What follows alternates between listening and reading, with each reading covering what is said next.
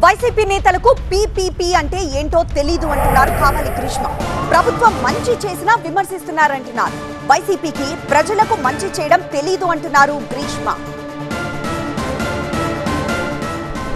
అసలు నేను వైసీపీ నాయకులకు ఒకటే అడుగుతున్నా, అసలు మీకు పీపీపీ పద్ధతి అంటే ఏంటో తెలుసా? ప్రజల కోసం ప్రవేశపెట్టిన పీపీపీ పద్ధతి మీకు నచ్చకపోతే దయచేసి పక్కకు తప్పుకోండి. ప్రజల కోసం ఎవరైనా సేవా దృక్పథంతో ఆంధ్ర ప్రజల కోసం సేవ చేయటానికి ఎవరైనా వచ్చినప్పుడు ముందు వచ్చేటప్పుడు మీరు దానికి అడ్డం పడతా ఉంటే అది మేము సహించడానికి మేమేం ఇక్కడ సిద్ధంగా కూర్చోలేదు. మీకు ముందు చూపు లేదు, ప్రజల మీద దృష్టి లేదు.